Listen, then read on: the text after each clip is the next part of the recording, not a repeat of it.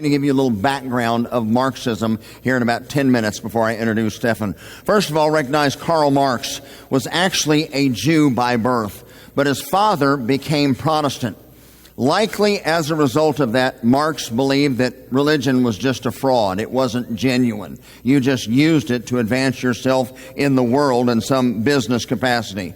Well, he was by some an atheist, as you heard Alex say, and Alex has convinced me, I believe it. Well, ultimately, there's a power in the universe that's opposing the Lord, and that is Satan. He is behind all these evil conspiracies. It would not surprise me at all. In fact, I agree with Alex that he was, in fact, a Satanist. Well, his stated goal was to destroy God and capitalism. He drank himself out of his first college as he was a law student. He wound up changing his major from law to philosophy. He wound up writing the Communist Manifesto in 1848. He married an aristocrat and bummed his existence off her family until they finally cut him off. He bummed off of his friends. He refused to get a job. He read books. He wrote, and he sat at home or went to the bars. And then he blamed the situation on the environment. Remember, it's never your fault. It's always the product of the environment. It's not the person, it's the gun that's the problem. Well, the fact that he was impoverished was not because he refused to work. It was because of an evil society. In fact, he believed that the answer was communal living. Well, when you bring nothing to the table and you don't work and you don't have anything in your pocket, hey, communal living sounds like a great idea. Let's put all of our resources in a pot and we'll all live off it. Now, I've got nothing to add, but I'll be glad to live off what you've earned. Well, Marx theorized that the root of all evil was this class system. The property owners that were taking advantage or oppressing the non-property owners. As he called it, the bourgeois and the proletariat. Now remember the number 33, because there's two threes that you have to remember in Marxism. First of all, the tools of the state, according to Karl Marx, were the state, the church, and the family. Since Marx theorized that there was no God, actually he was a Satanist, he believed that the state was a creation of the property owners just to suppress the oppressed. He believed that the church was a creation of the property owners. There was no real God. There was no real resurrection of Jesus Christ. Just this theory created so the working man would stay suppressed. Such things as turn the other cheek. Such things as thou shalt not covet, thou shalt not kill. Those were just tools created so that the oppressors could take advantage of the oppressed. And then the family was another creation of the bourgeois to take advantage of the oppressed, because the Bible says that a good man leaves an inheritance to his children and to his children's children. But if we don't have families, then there's no need for inheritance, no need for private property ownership. Now, I want you to think about this. We just said a moment ago, what are the three institutions that God established on planet Earth? What are the three institutions that Marx targeted to eliminate? Not just a coincidence. I think it's more evidence that Alex is spot on. Now, this explains why not just white businesses were burned to the ground, but black businesses were burned to the ground during the Black Lives Matter movement. Because it wasn't about black lives, it's about private property ownership. We want to eliminate private property ownership. That's why you saw white Antifa punks getting in the face of black police officers. Because police officers are extensions of the state, the creation of the bourgeois. It's not about Black Lives Matter. It's about private property ownership. That's why in Portland you saw them burning Bibles. What in the world does that have to do with black lives? Absolutely nothing. But it's not about Black Lives Matter. It's about private property ownership and the tools that the bourgeois use, including this institution that we call the church. And that's why when you look on their website, they say one of our goals is to disrupt or destroy the Western prescribed nuclear family. Now, wait a second. How does that at all advance black lives? Well, it doesn't. But it's not about black lives. It's about Marxism. It's about private property ownership, the destruction of the state, the destruction of the church, and the destruction of the family. Now, remember the second three, the three-part plan of Marxism. There are 3 steps to destroy the existing state and replace it with their Marxist utopia. The first step is what's called perpetual conflict. Marx discovered, and his goal was to create revolution.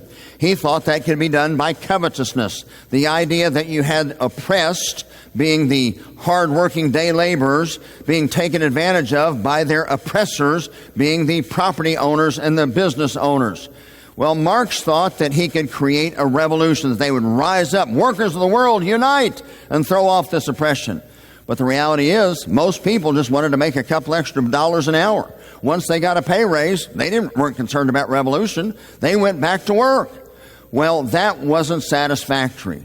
So Marx came up with the idea of paid agitators, paid, trained community organizers whose job was to continually stir up the strife.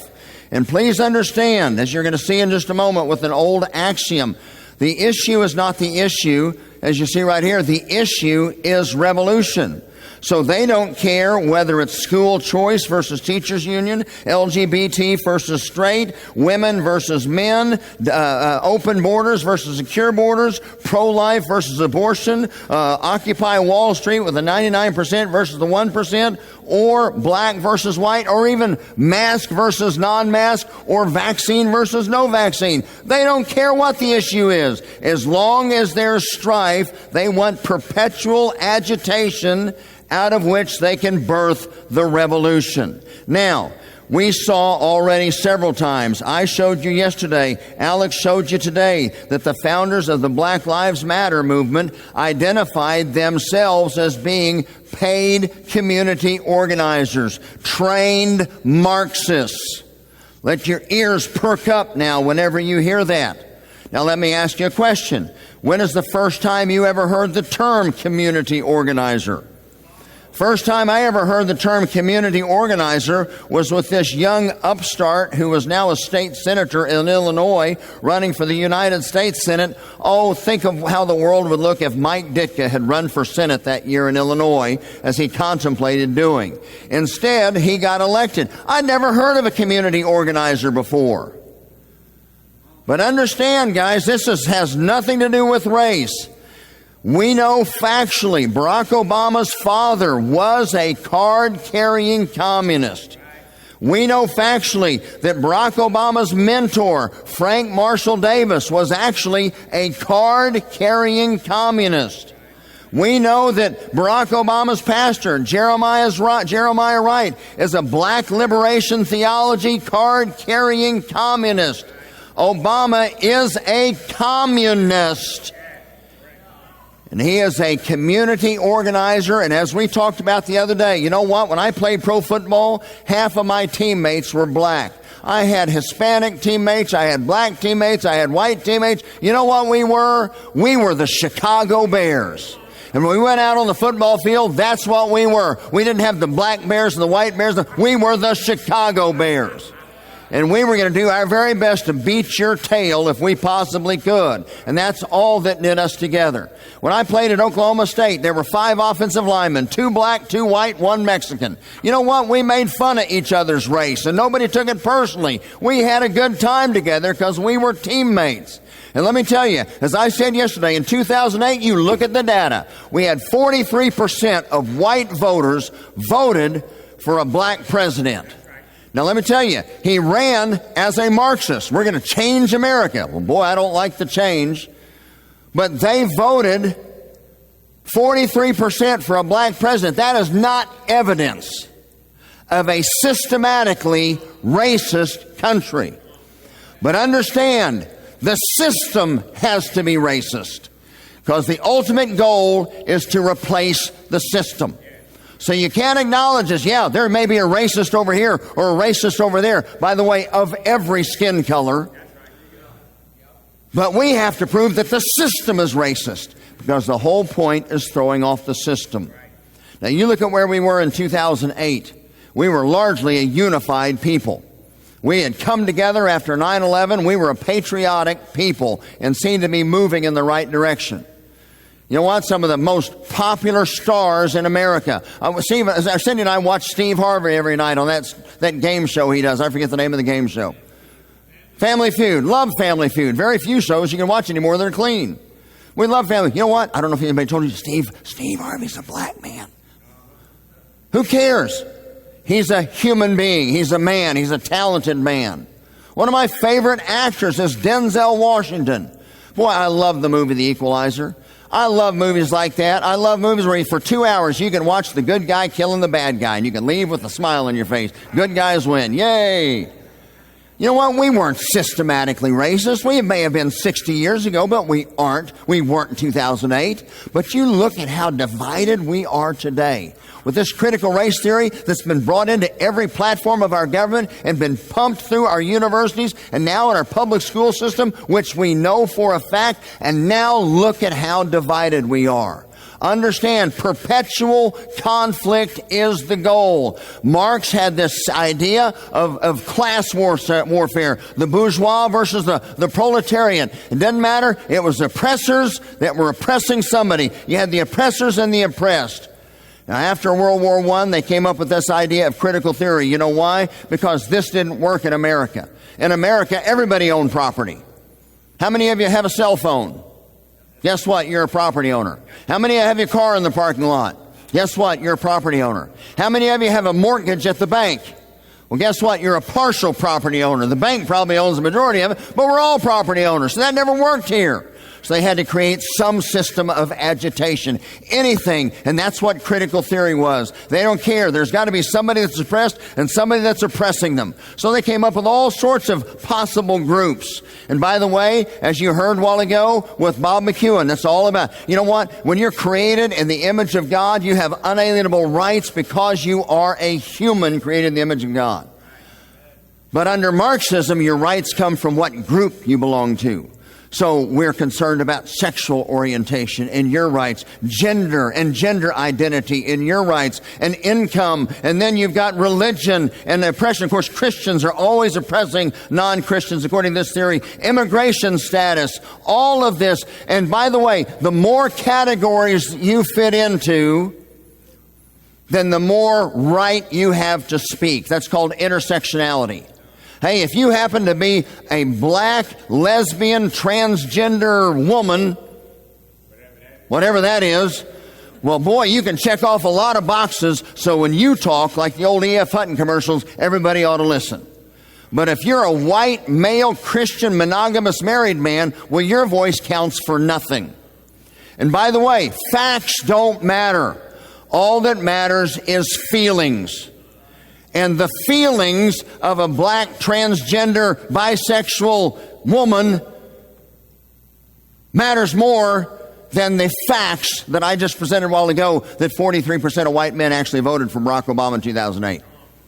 And and by the way, the most precious division, which you're going to hear from Stephen Broden here in a minute, all of these critical theory, but critical race theory. Boy, that's the sweet spot.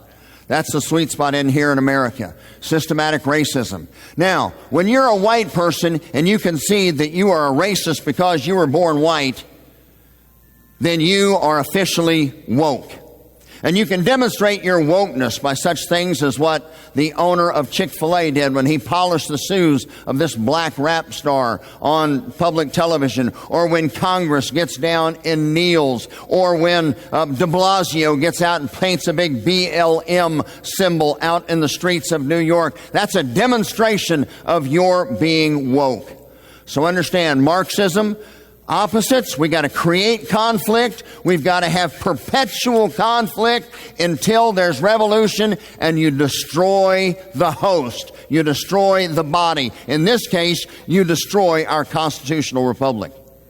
And then you can replace it with our Marxist utopia. Now, here's the thing to remember. We begin right here with freedom. People own their own property. People make their own decisions about buying, selling, and working. Things that Bob shared with you earlier. The ultimate goal, genuinely, with Marx is communal living, where nobody owns anything. You saw the video from the World Economic Forum. By 2030, you'll own nothing. But don't worry, you're going to be happy. No, I'm pretty sure I won't. Now, how do you go from I've worked hard and I've built a business and I've sacrificed for 40 years to build the Timothy plan or to build whatever it is, and I've built this business with my own hands. I've worked hard, I've budgeted, I've sacrificed, I've paid off my house, I've got something, a nice nest egg to retire on, and one of these days I'm going to leave it to my children. How do you go from here to saying, oh, never mind, I'm going to give it all away? Well, most people say, wait a second, that's not right. That's my stuff. I don't want to give it all away. Yeah, I give money to charity, but I don't want to give all my stuff away. That's where you've got to be encouraged to cooperate. That's why there's this temporary phase called, and I'm not kidding you, the dictatorship of the proletariat. Oh, don't focus on that word dictatorship. We're your dictator. We're the dictatorship of the proletariat. So in order to get from people owning their own stuff to nobody owns anything, you've got to go through this phase where the state owns everything. And since you don't get to keep anything of the fruit of your labor, you've got to be encouraged to get out of bed and go work hard 8 hours or 10 hours or 12 hours a day. That's where the state police come in, so they can encourage you to get out of bed and go to work. And by the way, those of you that don't want to give away your business and give away your home, well, that also is where the state police and the people's army must come in to encourage you to contribute your fair share for the good of the collective. And the reality is, in all of these Marxist utopia, you never, ever get past the dictatorship of the proletariat. That's where it ends. So understand, the perpetual conflict has a goal. It's not going away until we, as the body of Christ, stamp it out. Then it'll go away, but not until then. The goal is friction and agitation until revolution. And you think about it, don't let them create hatred in your heart. I want justice, not social justice. I want biblical justice. And that's what we all must strive for.